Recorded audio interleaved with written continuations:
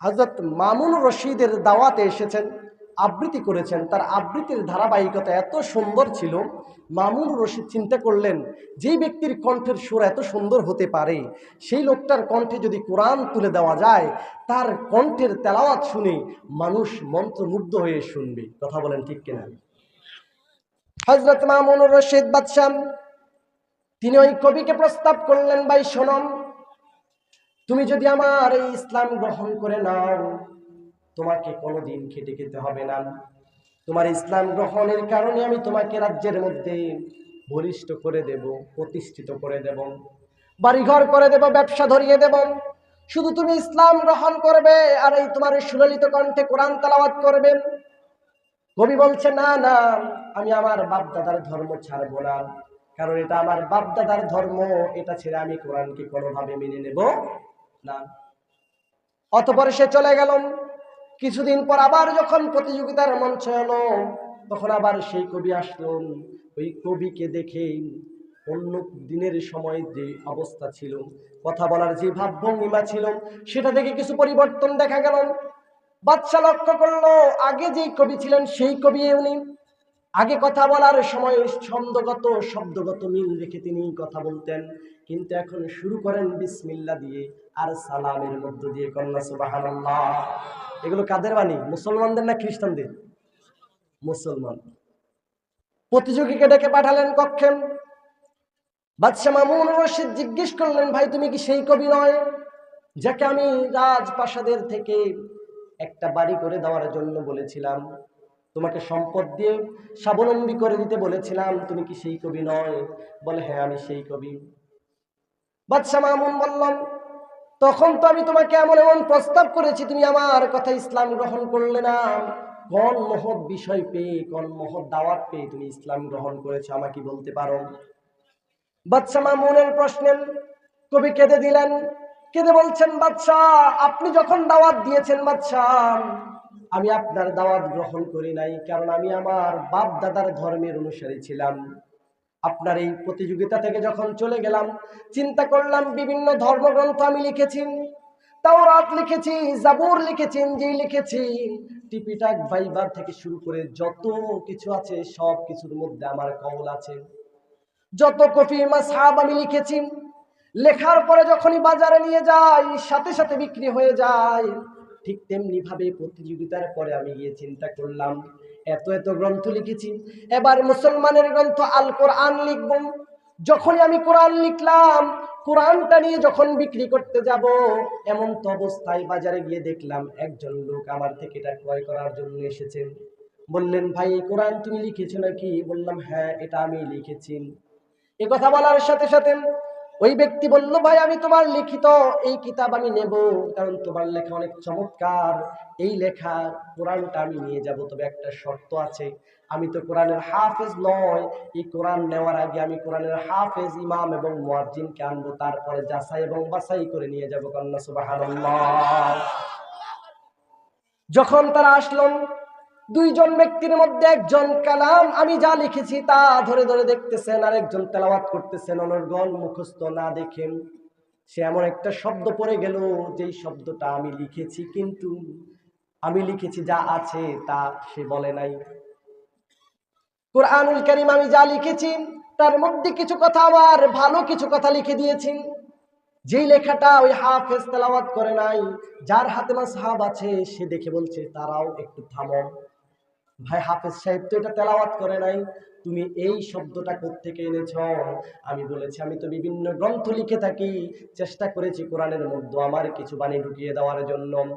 যখন এই কোরআনটাকে হাফেজ কোরআন ইমাম এবং মুয়াজ্জিন ধরতে পেরেছে, তখন আমার হৃদয় থেকে সাড়া এসেছে, যেই কোরআন 400 বছর পরেও অবিকৃত রয়েছে, একটু বাণী ঢুকিয়ে দিয়েছি ধরে ফেলেছে, অথচ অসংখ্য কিতাব আমি লিখেছি, তাওরাত জাবুর ইনজিল থেকে শুরু করে, যে কিতাবগুলো বহু মানুষের ঘরে আছে, বহু মানুষ পড়ে, কিন্তু কোনোদিন কোথাও ভুল আছে ধরিয়ে দিতে পারে। শুধু কোরআন লেখার কারণে প্রথম কপি লিখেছি, প্রথম মুসহাফটাই ধরা পড়ে গেল যে কোরআনের মধ্যে মানুষের সংমিশ্রিত বাণী আছে। অর্থাৎ এই কথাটা আমি যখন বুঝতে পারলাম, এই কালামে হাকিমের মধ্যে কারো কোনো সংযোজন নাই, কেউ বিয়োজন করতে পারে না, এমন মজবুত কোরআন ছাড়া আমার অন্য কোথাও সঠিক পথ হতে পারে না। কথা বলেন ঠিক কিনা? বাদশাহ মামুনুর রশিদকে যখন বলা হলো, বাদশাহ মামুনুর রশিদ বলছে, ও আল্লাহর গোলাম, তুমি যে কিতাবটাকে বিকৃত করতে চেয়েছো, তুমি কি জানো না আল্লাহ তাআলা কি বলেছেন? ইন্না নাহনু নাযালনা যিকরা ওয়া ইন্না লাহু লাহাফিজুন। সুবহানাল্লাহ। আল্লাহ তাআলা বলেছেন, এই কিতাব আমি নাজিল করেছি, আর এটা সংরক্ষণের দায়িত্ব, হেফাজতের দায়িত্ব যিনি নিয়েছেন, চিল্লায় বলেন তিনি কে? আরো জোরে বলেন তিনি কে? পৃথিবীর কোন গ্রন্থ এভাবে আমানতদার হয়ে থাকেনি।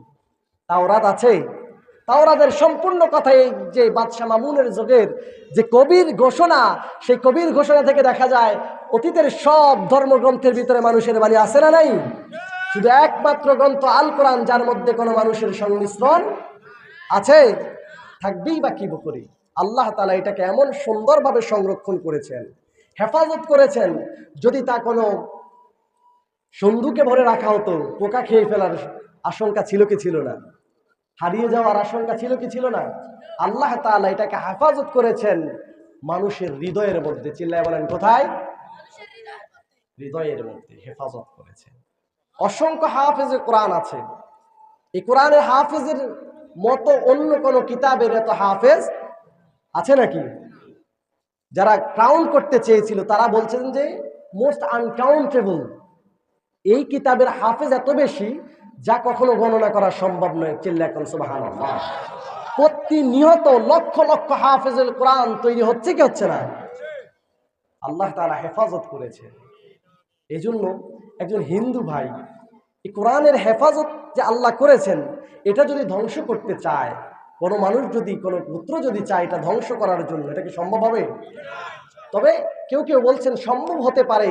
তামাম কোরআনগুলোকে একসাথে একটা ঘরের ভিতরে বন্দি করে, তামাম পৃথিবীর সকল হাফেজ কোরআনকে একসাথ করে এক টাইমে কতল করার মধ্য দিয়ে কোরআনকে ধ্বংস করা যায়। চিল্লায়া বলেন তো, এটা কি কোনো কালে সম্ভব? আরো জানান সম্ভব? তামাম পৃথিবীর কোরআনগুলোকে একত্র করাও সম্ভব নয়, তামাম পৃথিবীর হাফেজে কোরআনদেরকেও কতল করা সম্ভব নয়। আর এই কোরআন যে আল্লাহ হেফাজত করেছে, এটাকে ধ্বংস করা কখনো সম্ভব? একজন হিন্দু শিল্পী, নাম হচ্ছে নকুল কুমার বিশ্বাস। লোকটা হিন্দু। আমরা দোয়া করছি আল্লাহ তাআলা যেন তার এই কণ্ঠকে ইসলামের জন্য কবুল করে, সবাই আমিন। এবং এই লোকটাকেও যেন ইসলামের খেদমতে কবুল করে, সবাই আমিন। তিনি বলছেন, যদি ধ্বংস হয়ে যায়, যদি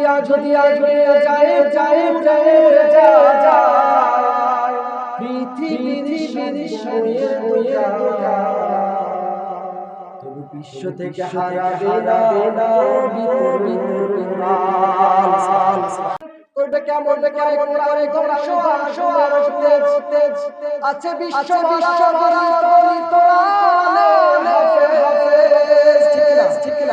তারা